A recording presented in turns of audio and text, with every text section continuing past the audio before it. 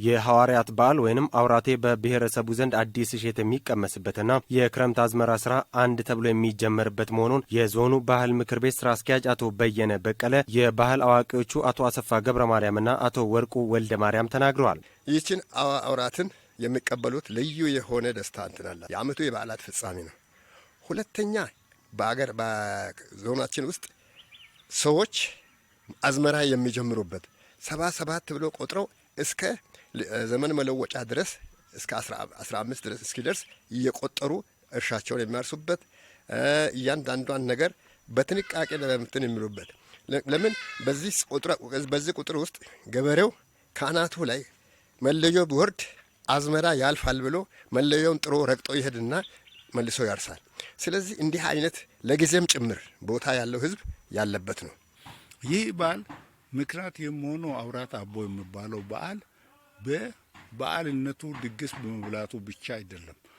ዝግጅቱ ለሚቀጥለው ዓመት አዝመራው በትክክል ተሰርቶ ለሚቀጥለው ዓመት ምቹ ሁኔታ ለመፍጠር ገበሬው አዝመራውን የሚጀምርበት፣ መዝራት የሚጀምርበት፣ ስራ የሚጀምርበት፣ ሴቱ ወንዱ ስራ ጀምሮ ለሚቀጥለው ዓመት ዝግጅት የሚያደርግበት ትልቅ ቀን ተደርጎ ይቆጠራል። በዓሉ ሲከበር አዲስ እሸት የሚገባበት ወቅት እንደመሆኑ አንጮቴና በቆሎ በድንጋይና በሳር ታስሮ በየደጁ እንደሚንጠለጠልና ይህም የጥጋብ ዘመን ይሁን ድርቅ ከአካባቢያችን ይራቅ፣ ምድሩ አረንጓዴ ይሁን ይለምልም ማለት መሆኑንም አንስቷል። እያንዳንዱ ቤት ድንጋይ አለ፣ ሽንኩርት አለ፣ ኡፎ የሚባል አረንጓዴ ሳር አለ። ሳር መሳይ ኡፎ ሳር መሳይ ሀረግ ነው። እነዚህ ሶስቶቹ አንድ ላይ ታስረው በራፍ ላይ ይሰቀላሉ። የሚሰቀሉበት ምክንያት ምንድነው? ድንጋዩ እንደዚህ አይነት ክብደት ያለ ያልበነነ የተረጋጋ ሀብት ሰጥተናልና እናመሰግናለን። ለሚቀጥለውም አትርሳን።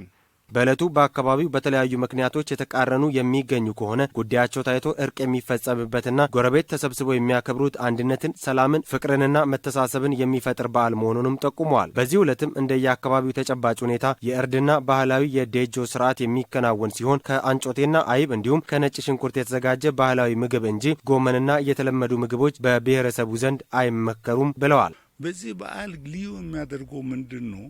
አንድ ምልክት አላቸው። ምልክቱ ምንድን ነው?